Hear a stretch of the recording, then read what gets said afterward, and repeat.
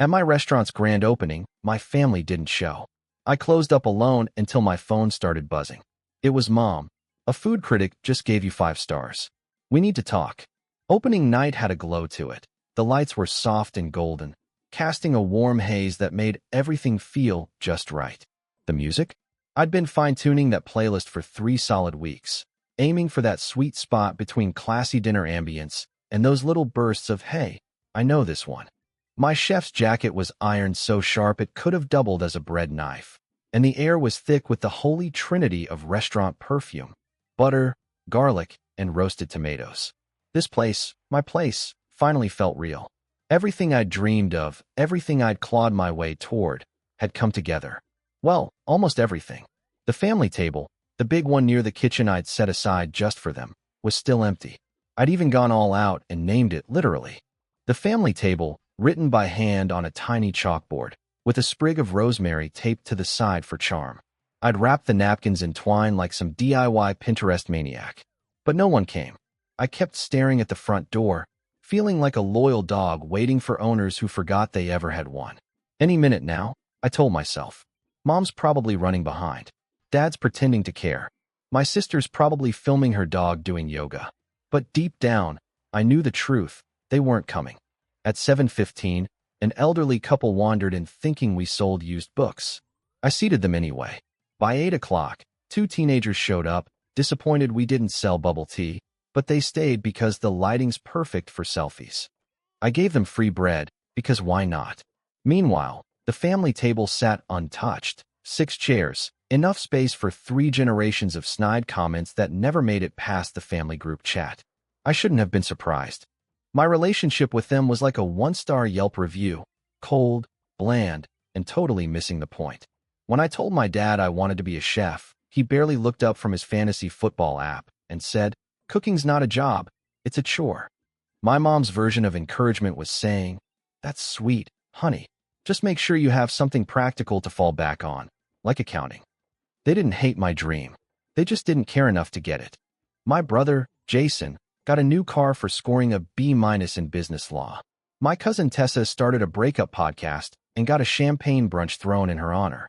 Me? I catered an entire neighborhood block party for free and got a $5 Starbucks card that said, "Thanks, Miles." My name's Mason. Still, I kept going. I worked under chefs who threw knives when they were mad, slept in my car behind bakeries just to be the first in line to work, wore out 3 pairs of shoes, burned through 3 apartments, and pulled 2 back muscles in the process. But I made it. This restaurant, Mason's Table, was mine. All mine. Tonight was supposed to be the start of everything. Instead, I ended up alone at the fanciest table in the room, eating cold rosemary chicken with my fingers while my staff pretended not to notice.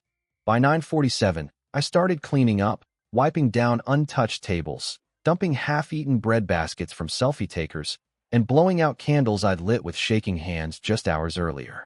Then my phone buzzed. Once, twice, 5 times. Mom, Dad, Aunt Linda, Cousin Tessa, even Jason, who only ever texted to ask if I was still doing that cooking thing. Before I could read any of them, the door creaked open. My heart leapt. I thought maybe, just maybe, they'd come after all. Nope. It was Jamie, my best friend since 7th grade, wearing pajama pants covered in flying pizzas and holding a half-eaten pint of Cherry Garcia like it was sacred. "Bro," she said, out of breath. "You need to see this." "Nice to see you too," I muttered. "No, seriously, look." She shoved her phone into my hand. There, glowing on the screen, was a full-length restaurant review. From Harper freaking Lane, the city's most ruthless food critic. The woman whose last review made a steakhouse shut down after she called their filet chew leather in disguise. The headline? Mason's Table, the unexpected gem that redefined comfort food. I froze. Jamie's face lit up like she'd just witnessed fireworks. 5 stars.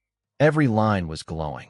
She wrote that the textures, flavors, and even the bread felt like a hug for your soul. And then my phone buzzed again. "Mom, saw the review. We need to talk. About your restaurant." Oh, now they cared. Jamie was still grinning like I'd just won a Michelin star, while I stared at the family group chat. Dead for months, suddenly alive again. "Whoa, 5 stars. Jason, we always knew you could do it, honey." "Mom, Didn't I say he should open a restaurant someday? Aunt Linda. So proud. Can we come tomorrow? Heart emojis from Tessa. I actually laughed. Tomorrow? Sure. Now that Harper Lane made it trendy, they'd all come for selfies. Hashtag proud cousin. Hashtag foodie fam. Hashtag what a joke. Jamie leaned on the counter, still spooning her ice cream. You gonna reply? She asked. I shook my head. Not yet. Let him simmer. Truth was, I didn't know what to say. Part of me wanted to yell. Another part wanted to text, new number, who's this, and block the whole lot. But mostly, I just felt tired. The kind of tired that lives in your bones. The exhaustion that comes from years of trying to prove your worth to people too busy cheering for someone else. I dropped my apron and sat at the bar. You remember my grandpa? I asked. Jamie's expression softened. Of course. The man made lasagna that ruined all other lasagnas. I smiled. Grandpa Mason was the only one who ever saw food the way I did. Not just as fuel, but as a language. His Sunday roasts weren't meals. They were stories told through flavor.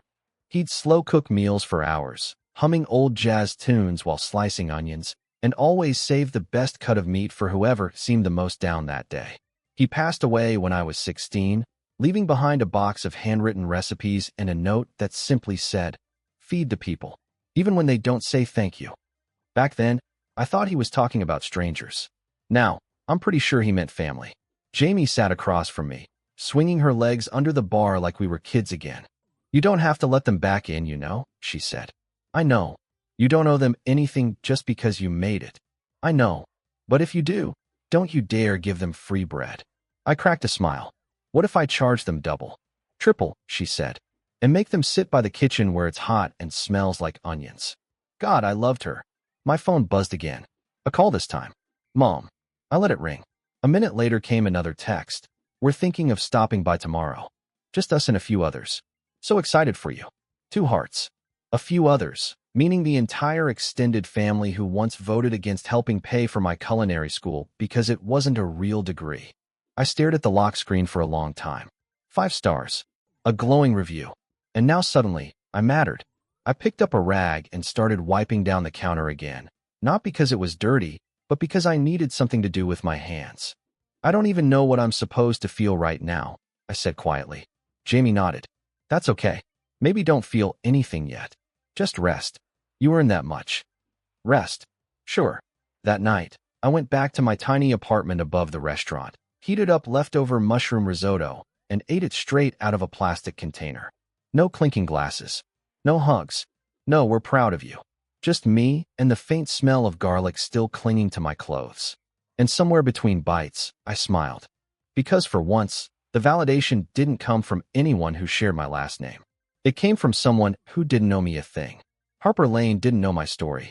She didn't care about my GPA, my broken lease, or the time I sliced my fingers so bad I bled through a stack of napkins. She just tasted the food and said it was enough. And that meant everything. The next morning, I showed up 2 hours early. Not out of excitement, not even to prep. I just needed time to brace myself for what was coming.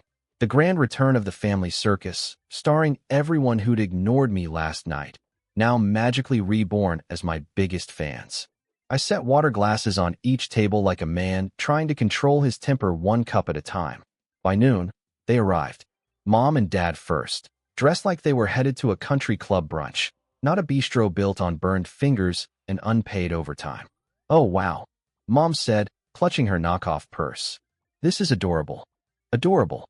Like a kitten in a sweater. Dad nodded stiffly, scanning the place like he was pricing it for sale. Didn't expect it to look so real, he said. Thanks, I replied.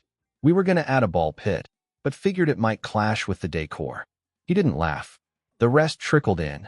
Tessa, Jason, Aunt Linda, and 2 cousins I hadn't seen since they left me off the invite list for Cousin Jordan's graduation dinner. Tessa immediately pulled out her phone. This lighting is perfect. Mason, get in the shot. I did not get in the shot. Instead, I pointed to the same table they'd ignored the night before. The chalkboard still read the family table. I hadn't erased it. I wanted them to see it. Feel it. They didn't. We'll sit here instead, Mom said, sliding into a spot near the window. Better for pictures. Of course.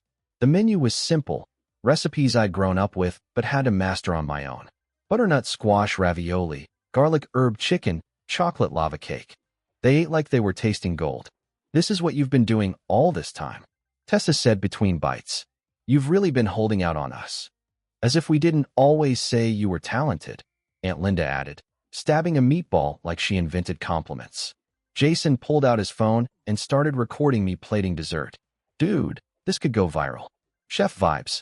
You're like that Salt guy? You mean Salt Bay? I asked. Yeah. Except more. Midwest. I just stared. You know, he continued. We were just saying how we always knew you'd make something of yourself. Were you? I asked. Was that before or after you said I'd probably end up living in a van selling grilled cheese? Jamie sat at the bar, watching it all unfold, her glare sharp enough to cut glass. I kept my face calm, smiling, nodding, even when Mom said, I mean, sure, we had our doubts, but that's because we care. We didn't want you to get hurt. Sure, nothing says we care like skipping your kid's opening night because you're allergic to calendars. I cleared plates and came back with dessert, espresso mousse with burnt sugar crumble, served in tiny mason jars like a Pinterest overachiever. They loved it.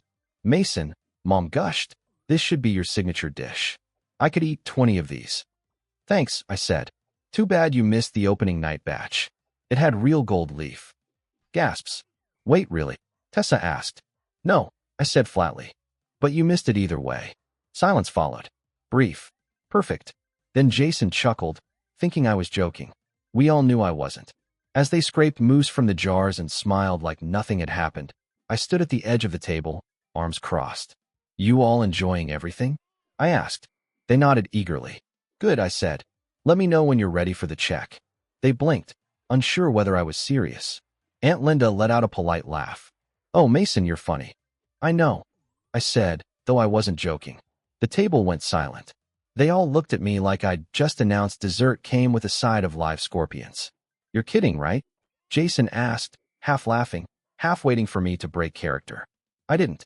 Mom blinked, fumbling with her purse. Sweetheart, we're family. Exactly, I said evenly. And family supports each other. Isn't that what you all said after Harper Lane's review came out? A fork clinked against a plate, sharp as a gunshot. Tessa mumbled something about not carrying cash and started swiping at her phone like Venmo might save her. Dad cleared his throat. Mason, don't be petty. It's just a meal.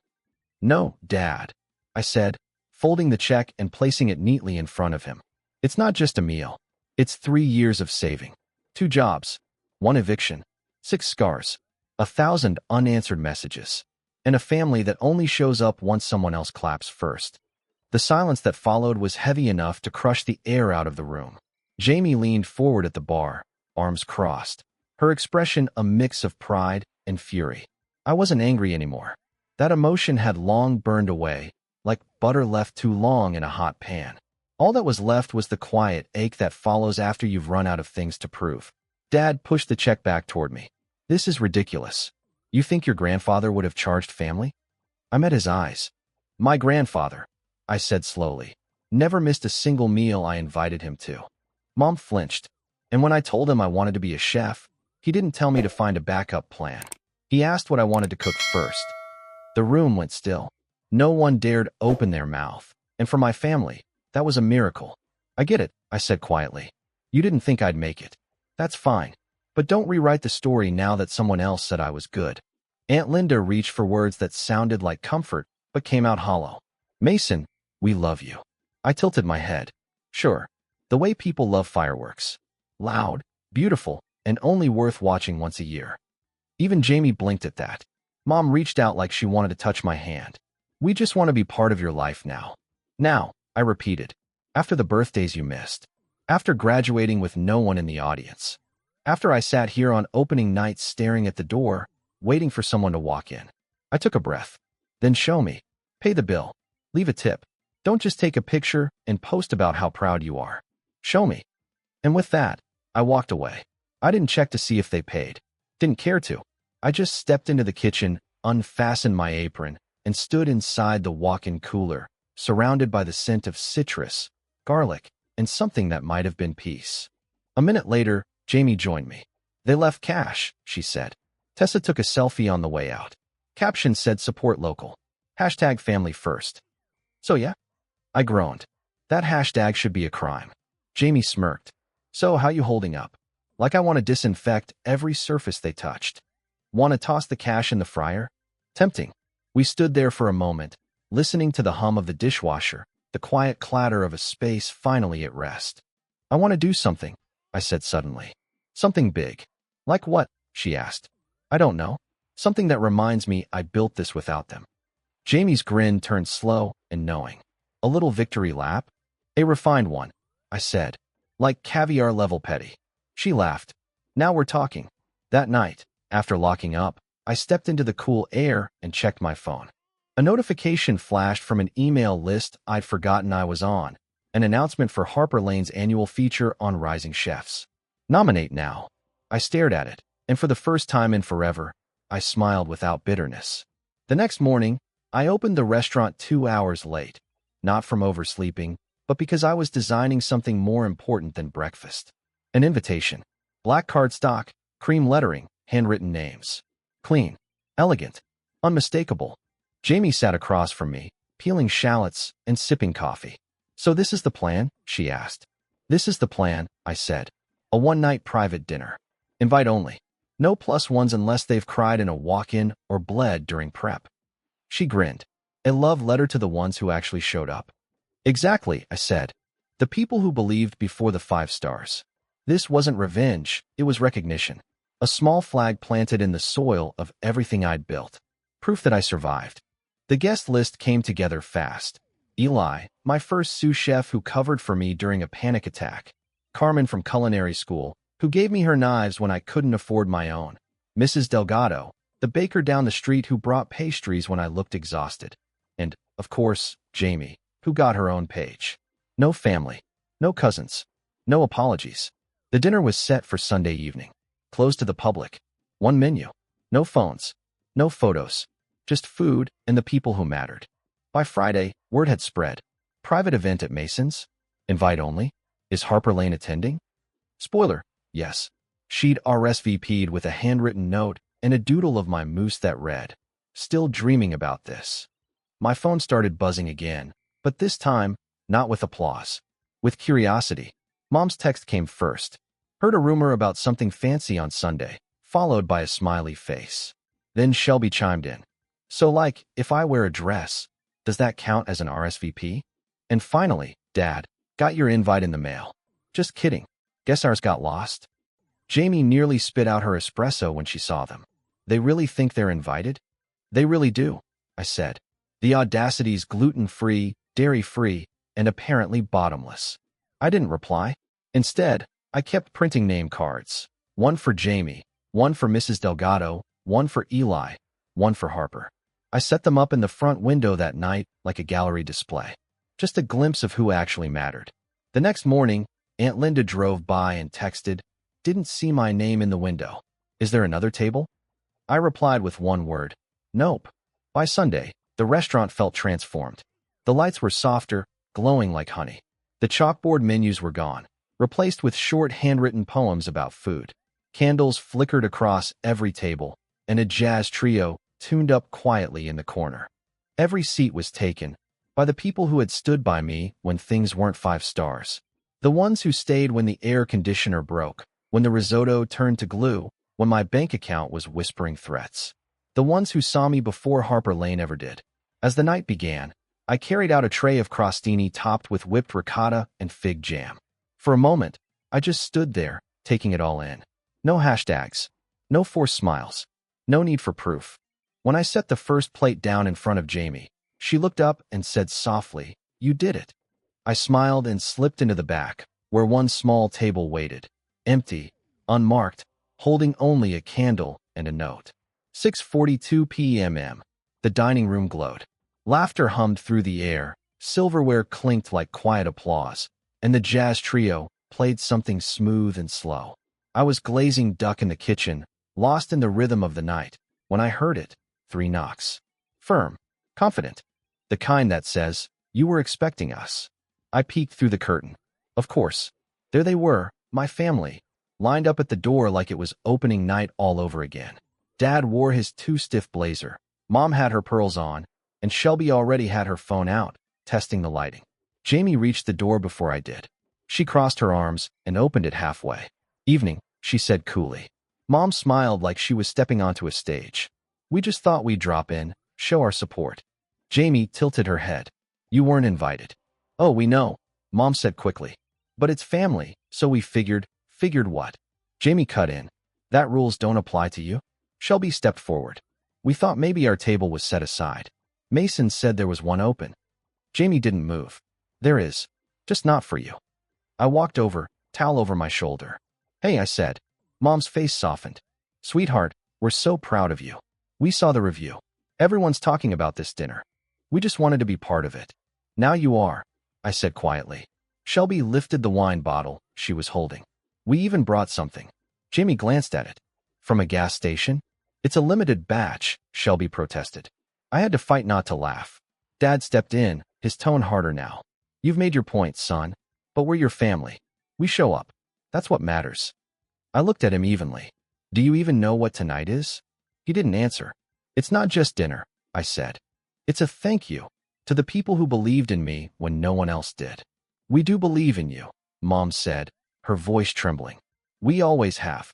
Jamie made a small sound that said, "Please try that line again." Dad took a breath. "We came here to support you. Isn't that what matters?" "No," I said. "What matters is when you show up." I glanced back at the dining room and stepped aside. "There's one table left," I told them. Their eyes lit up. "Follow me." I led them through the restaurant. Heads turned, not with admiration, but confusion. My family walked like they were entering a movie set, completely unaware of how out of place they looked. I stopped at the final table, a small two-top in the back, a single candle flickering in the middle, a folded note resting in front. Dad picked it up, unfolded it, read the first line, then froze. Mom leaned in, then Shelby.